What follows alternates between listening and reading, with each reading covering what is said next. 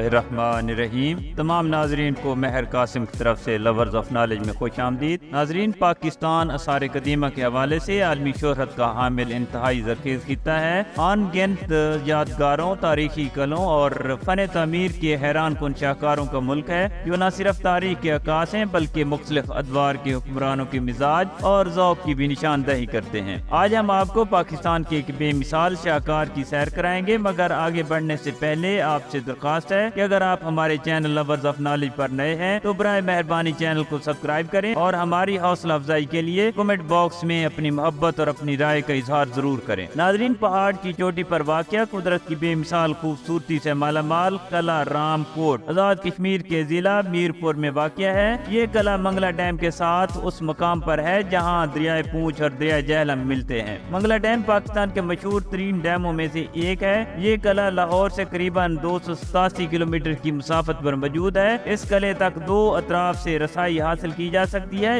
ایک سیکھ گاؤں ڈڈیال کی طرف سے ہے اور دوسری طرف سے منگلا ڈیم جھیل سے کشتی پر سواری کر کے بھی پہنچا جا سکتا ہے، جس میں قریباً 25 سے 30 منٹ لگتے ہیں۔ منگلا ڈیم مکمل طور پر پانی سے بھر جانے کی صورت میں زمینی راستہ بند کر دیا جاتا ہے۔ ناظرین، یہ قلعہ میرپور آزاد کشمیر سے 85 کلومیٹر دور ہے۔ کہا جاتا ہے کہ حضرت عیسیٰ علیہ السلام کی آمد سے 1500 سال پہلے رامائن کے مرکزی کردار رام چندر جی کا جنم اسی مقام پر ہوا تھا اور اسی وجہ سے اس قلعہ کا نام رام کوٹ ہے۔ رام کوٹ کا یہ قلعہ سلطان غیاث الدین غوری کے بیٹے سلطان محمد غوری نے 1186 میں تعمیر کروایا تھا، لیکن اس کی ایک تاریخ یہ بھی ہے کہ سلطان محمود غوری نے اس کی خوبصورتی میں اضافے کے لیے صرف تزئین و آرائش کروائی تھی۔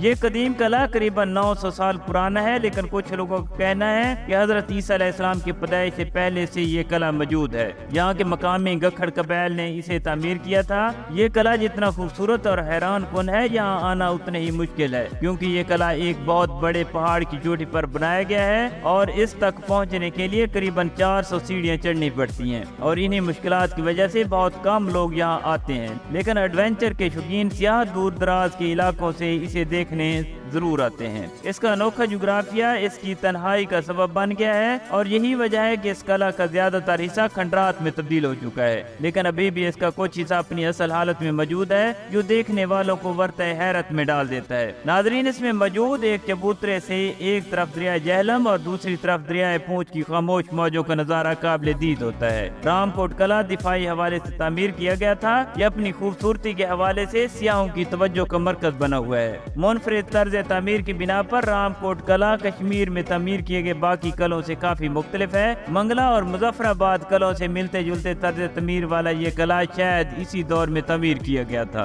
قلعہ کو مخصوص پتھروں سے تعمیر کیا گیا ہے اور اس کے مرکزی دروازے پر خاص قسم کی اینٹیں لگی ہوئی ہیں اور اس کو کافی مضبوطی سے بنایا گیا ہے۔ اس کے اونچے برج اس کی انفرادیت میں اضافہ کرتے ہیں۔ اس قلعے میں جگہ جگہ مورچے بنے ہوئے ہیں اور بہت سی خفیہ جگہیں اور تہہ خانے بنائے گئے ہیں، جہاں سے دشمن پر نظر رکھی جاتی تھی اور ضرورت پڑنے پر قلعہ کے مکین تہہ خانوں میں چلے جاتے تھے۔ ان تہہ خانوں اور کمروں کے بارے میں اہل علاقہ کا کہنا ہے کہ یہاں جنات اور غیر مرئی چیزیں رہتی ہیں اور مغرب کے بعد یہاں پر رکنا خطرے سے خالی نہیں ہے، لیکن یہ بات صرف ایک من گھڑت افسانہ ہی لگتی ہے۔ اس قلعے میں ایک قید خانہ بھی موجود ہے جس میں قیدیوں کو رکھا جاتا تھا۔ قید خانے کے ساتھ ہی ایک پھانسی گھاٹ بھی ہے جہاں پر باغیوں کو یا حکومت مخالفین کو پھانسی دی جاتی تھی۔ اس قلعے میں ایک کمرہ بھی موجود ہے جو انتہائی بلندی پر بنایا گیا تھا، جہاں سے بادشاہ ڈوبتے سورج کا نظارہ کرتا تھا۔ ناظرین، اس قلعے میں 2 تالاب بھی بنائے گئے تھے۔ ایک تالاب پینے کے پانی کے لیے استعمال ہوتا تھا اور دوسرا تالاب نہانے کے لیے اور دوسری ضروریات پوری کرنے کے لیے بنایا گیا تھا۔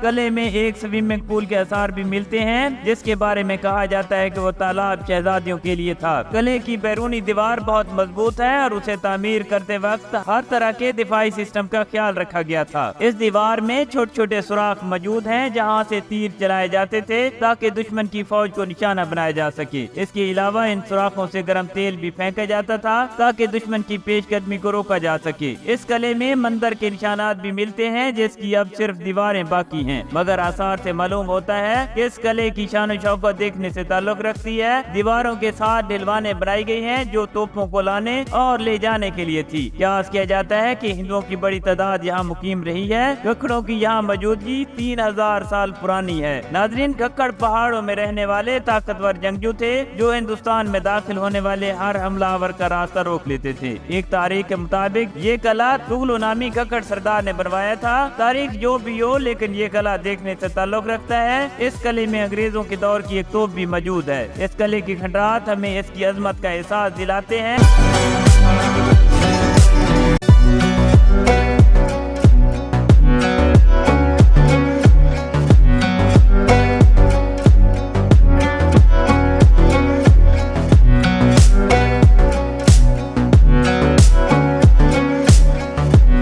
किले की चोटी पर खड़े होकर इर्द गिर्द के तमाम नजारे जैसे कि पहाड़, चारों तरफ फैला सब्जा और नीला पानी हैरत अंगेज मंजर पेश करता है। 1992 में यहाँ हुकूमत पाकिस्तान की तरफ से एक म्यूजियम बनाया गया है। नाजरीन, रामकोट किले पर कई बार हमले हुए और शदीद ज़ल्ज़ले आए, लेकिन आज तक इतनी बुलंदी पर मौजूद होने के बावजूद ये किला अपनी मजबूत बुनियादों पर कायम है। इस किले का ज्यादातर हिस्सा खंडात में तब्दील हो चुका है, मगर इसके बावजूद ये किला अपने अजीम माजी की दास्तान बयान करता है।